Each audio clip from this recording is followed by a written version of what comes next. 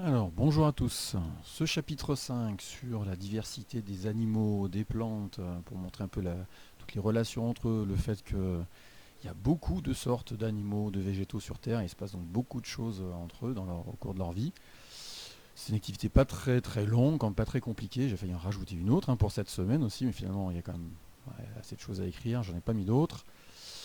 Alors, les premières cases, donc, il y avait 5 termes à définir avec cette activité, les 5 façons de voir la vie entre ces animaux, les 5 relations entre ces animaux, ces plantes.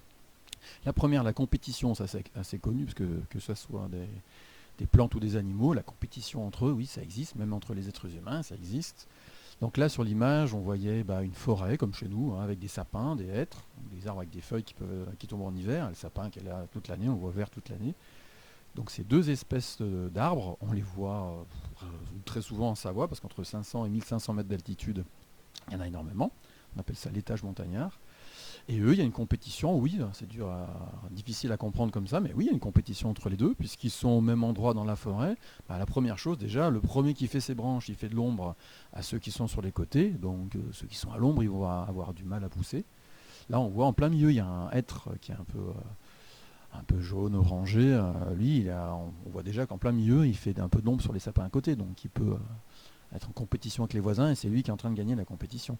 Et justement, dans une forêt, quand il y a des endroits où c'est trop serré, les personnes de l'ONF peuvent abattre un arbre pour que ça fasse un trou de lumière et que les autres arbres ils aient un peu plus de lumière, qu'ils puissent grandir plus facilement. Donc il y a bien une compétition entre eux. En plus, au sol, ils ont leurs racines, ils pompent l'eau dans le sol au même endroit, donc ils sont tous en train d'être en compétition pour pomper l'eau. Voilà, donc les arbres, oui, ils sont en compétition. L'oiseau qu'on voyait après, pour montrer ce que c'est que le mutualisme, le fait de vivre un peu ensemble, mais pas forcément tout le temps ensemble. L'oiseau, il mange des baies. On va se dire, bon, il mange. On voit pas trop le lien avec le mot mutualisme. Si, il mange une baie, oui, mais dans son ventre, la baie, il y a la graine qui reste vivante. Et quand l'oiseau fera caca un peu plus loin, donc il va déféquer, comme j'ai mis le verbe,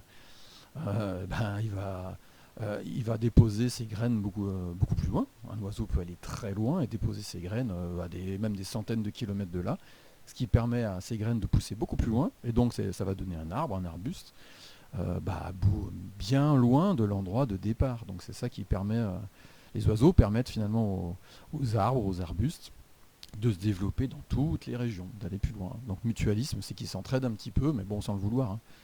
C'est pas l'oiseau, il n'a pas pensé à ça quand il fait ça, il mange, c'est tout. Mais finalement, il est en train d'aider la plante. C'est pour ça qu'il y a des fruits sur Terre, les fruits c'est sucré. Les premières plantes qui ont fait des fruits sucrés, c'est pas fait exprès, mais comme c'est sucré, ça intéresse les animaux ils attrapent ça, ils peuvent l'emporter plus loin. Donc toutes les plantes qui faisaient des fruits qui ont du sucre au départ, rapidement elles se sont développées, forcément ça a intéressé les animaux. Mais bon, les plantes ne se sont pas dit, tiens, je vais faire du sucre, comme ça va intéresser les animaux. C'est du hasard, l'évolution c'est toujours comme ça, c'est la sélection naturelle. Là les cases sont vides, donc je vais aller à la correction, même si je ne vais pas tout relire, on va se mettre là où il y a la correction. Après l'exemple c'était prédation, alors ça c'est super connu quand même, surtout chez les animaux. Surtout chez les animaux, non ça n'existe que chez les animaux. Chez la prédation c'est le fait qu'il y a un animal qui mange un autre animal, celui qui mange c'est le prédateur. Là j'ai trouvé un exemple, moi je cherchais comme dans le livre, l'exemple du serpent qui va attaquer une grenouille, un crapaud. Et finalement, je suis tombé sur l'inverse. Une grenouille un peu plus grosse que d'habitude, avec un serpent qui est un peu plus petit. Et là, c'est la grenouille qui mange le serpent, donc c'est la grenouille qui est le prédateur là. Donc ça, c'est quand même une relation connue depuis longtemps. C'est un terme qui revient, qu'on a vu déjà en sixième aussi. Bon, c'est facile ça. Après la symbiose, vu déjà un petit peu l'an dernier, la symbiose c'est quand il y a deux êtres vivants qui s'entraident vraiment, ils ne peuvent pas vivre l'un sans l'autre, ils sont vraiment ensemble, séparés, ils ne vivraient pas. Et là dans l'exemple, j'ai pas mis la photo du lichen, donc le lichen c'est un exemple parfait de symbiose. Le lichen ça existe sur la Terre depuis le début, depuis les premières formes de vie, avant qu'il y ait des vrais arbres, qu'il y ait des animaux qui marchent partout. Il y avait déjà des lichens sur les rochers, sur les troncs d'arbres. Donc le lichen, c'est deux êtres vivants. Il y a une algue. Alors sur l'image, on voit des petits ronds sombres. C'est ça l'algue. Bon, normalement c'est vert. Là c'est qu'un schéma. L'algue, c'est juste des cellules toutes seules. C'est même pas des feuilles ou des tiges, parce qu'il n'y a pas de tiges d'ailleurs chez les algues. Il n'y a pas de vraies tiges. Mais c'est des petites cellules d'algues toutes seules, entourées par les filaments du champignon. Donc le champignon, il sert d'abri, il sert à garder l'humidité, à garder de l'eau pour pas que l'algue elle sèche trop. Même si un lichen, ça peut sécher beaucoup. C'est coriace comme espèce finalement, parce que les deux ensemble, même quand c'est très sec, ils survivent. Et dès qu'il y a un petit peu d'eau qui revient, hop, entre guillemets, ils reprennent vie, mais ils sont pas morts en fait, hein. Voilà, donc les deux ensemble, vraiment chacun apporte quelque chose à l'autre. Bah, la plante, dès qu'il y a de la lumière, elle fait la photosynthèse, donc elle fait du sucre, elle fait de l'oxygène. Et ben, le champignon il est content, ça lui fait du sucre pour vivre, pour se nourrir. Et en retour, le champignon, bah, il protège l'algue, il garde un peu l'humidité. Voilà, ils sont là tous les deux ensemble, posés sur n'importe quoi, finalement, parce qu'ils sont posés sur n'importe quel rocher en plein soleil, sur un tronc d'arbre. Sur les troncs d'arbres, c'est quand même plus humide côté nord, donc hein, ça sèche moins. C'est vrai qu'on en trouve plus du côté nord, forcément, hein. Mais on pourra en trouver sur tous les côtés, parce que c'est une espèce qui est très, très, très résistante, quoi. Et puis le dernier exemple, là, c'est pas du tout une entraide, parce que le gui qui est sur une branche d'arbre, eh ben, lui profite complètement de l'arbre comme un vampire qui va sucer un peu le sang. Là, bah, il va sucer la sève de l'arbre, il va se relier au tuyau de sève de l'arbre, donc les vaisseaux de sève. Bah voilà, il va sucer la sève de l'arbre et c'est tout. Donc finalement, l'arbre il vivrait beaucoup mieux sans le gui. Ça c'est sûr. Donc quand c'est un parasite, on dit parasitisme.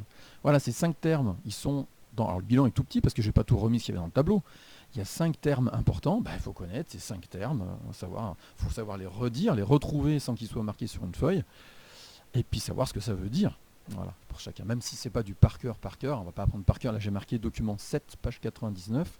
Donc, dans un contrôle qui aura lieu après les vacances, là, en avril, plutôt mai, je pourrais demander ces 5 termes et demander un petit peu, mais qu'est-ce que c'est ça? Il faut savoir, c'est les 5 façons de voir les relations entre les êtres vivants sur Terre. Et puis il y a une phrase pour dire que si on brise ces liens entre les êtres vivants, forcément, donc nous, les humains, avec toutes nos activités, hein, on enlève les forêts, déforestation, on a toutes les formes de pollution, et ben on brise un peu tous ces liens et forcément c'est ce qui provoque la mort des animaux ou des plantes, et ce qui fait qu'en ce moment on sait qu'il y a beaucoup d'espèces de plantes, d'animaux qui disparaissent. Ça c'est un fait bien établi et on essaie de corriger ça, mais on n'a pas toutes les solutions pour l'instant, hein. On pense surtout à se développer, à être de plus en plus nombreux, mais la planète, elle ne s'agrandit pas pendant que la population humaine s'agrandit. Voilà, donc j'ai remis connaître les 5 exemples, j'ai mis 2 fois quand même, hein. Donc clairement, il faut connaître ces 5 termes. Voilà, donc il aurait pu y avoir l'activité 4 avec où il y a la couleur de la peau chez les êtres humains, d'où ça vient, les gènes, comment ils font la couleur de la peau. Donc je ne l'ai pas mis pour cette semaine, ça sera pour la semaine prochaine finalement. Alors peut-être que la semaine prochaine il y aura 2 activités à faire quand même, parce que là ça va, c'est pas trop long, mais c'est pas. On aurait pu faire un peu plus long. Voilà, s'il y a des questions, c'est donc sur le site du collège, il faut se connecter à l'ENT, et dans la messagerie, bah, il y a toujours le message cours de SVT, marqué 3e. Voilà, donc si vous avez des questions, il faut les poser là-bas. Voilà, bon courage à la maison.